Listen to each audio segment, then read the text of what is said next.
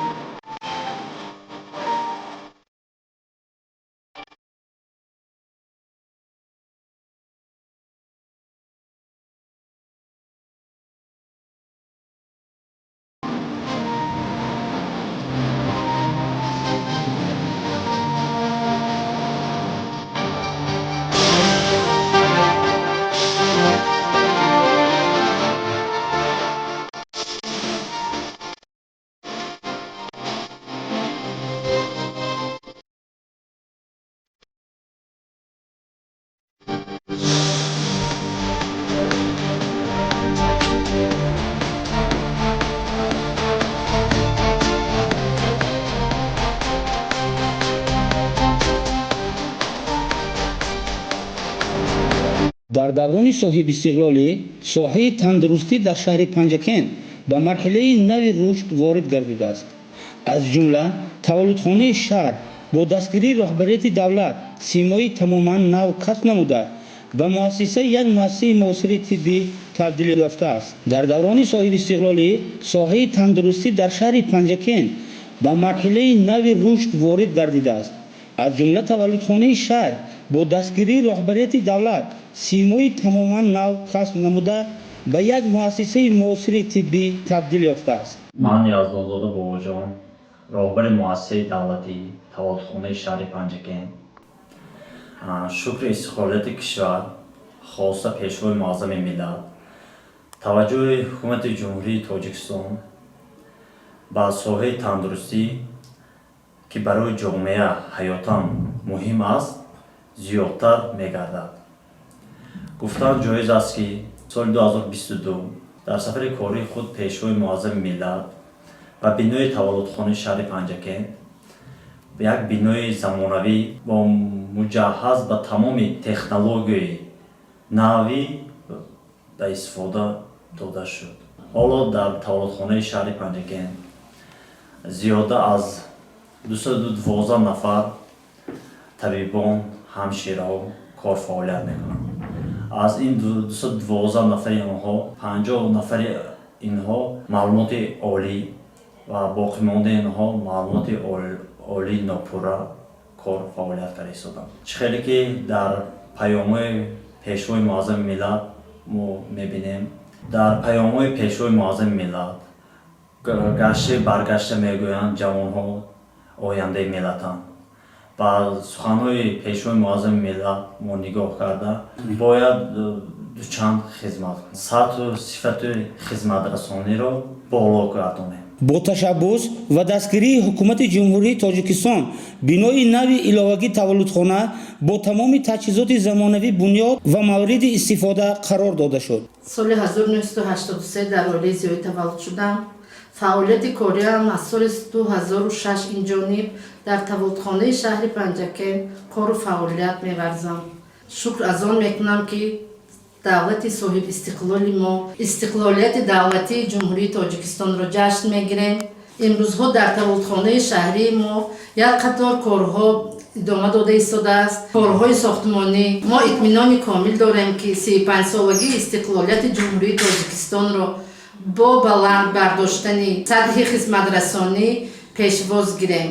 امروز این مؤسسه با تکنولوژی پیشرفته مجهز بوده برای خدمت رسانی با صفت به مادران و کودکان شرایط مساعد فراهم آورده است. من اوبلوقулов Далер مدیر تحلیلگاه تولدخانه شهر پنجکن ختم کرده دانشگاه دولتی طبی تاجیکستان طولی 10 سال است که در همین مؤسسه همچون مدیر تحلیلگر کار میکنم و فعالیت میبرم. با در تحلیلگاه ما زیاده از 10 نفر کارگران کار و فعالیت می‌نمایند. با تشبث اساسگزار صلح و وحدت ملی پیشوای ملت پرزیدنت جمهوری تاجیکستان محترم امامعلی رحمان است که ما در دوران سالهای استقلالیت جوانان کار و فعالیت برده ایستاده‌ایم و در این مؤسسه‌ای که پیشوای معظم ملت سال 2022 ماه اپریل آمده افتتاح کرده بودند با همه نمود تجهیزات‌های پیشرفته زمان مجهز کننده شده است که کار و فعالیت ما را دوچند سبک و آسان کرده شده است و ما جوانان دوران صاحب استقلال حرکت میکنیم و قسم میخوریم که برای خلق و مردم همین دیارمان تاجیکستان خدمت کنیم و سهم خود را به همه آبادانی دیارمان رسانیم. در برابر این اعتماد به کادرهای جوان نتیجه های نظررس به بار آورده است. یکی از چنین متخصصان جوان یزدانزاده باباجان همراه می باشد که فعالیت خود را در ساحه طب با مسئولیت بلند به راه مانده است. او 2 اکتبر سال 1995 در شهر پنجکن تولد شده. پس از ختم لیسه شهر تحصیل خود را در دانشگاه دولتی طبی تاجیکستان به نام ابوعلی بن سینا ادامه داده است. سال 2018 دانشگاه را با دیپلم اعلی ختم نموده. امروز همچون متخصص جوان در پیشبرد ساحه سهم ارزنده میگذارد. با اشتراک فعالانه چنین کادرهای جوان کارهای تعمیر و نوسازی بناها با سرعت ادامه داشته سطح خدمت رسانی طبی روز تا روز بهتر میگردد. من اسانوو نگاره ختم کرده کالج طبی شهر پنجکن میباشم. طولی 10 سال است که کار و فعالیت کرده ایستادم. ما جوانان بیشتر با همکاری پرزیدنتمون محترم امامعلی رحمان میnnatdاری خود را بیان میکنیم که در جاهای همین شرایط را به ما مهیا کرده دادن. با مزد معاش خوب تامین هستیم و از کار و فعالیت خود راضی هستیم. با تجهیزات‌های زمانوی تامین هستیم و با باوری کامل گفته میتوانیم که برای خدمت و خلق وطن خودمون صافدلانه خدمت کرده برای آینده کشور سهم خود را میگذاریم. امروز تولدخانه شهر پنجکن نه تنها یک مؤسسه طبی بلکه یک رمز رشد ساحه تندرستی در منطقه به حساب می رود.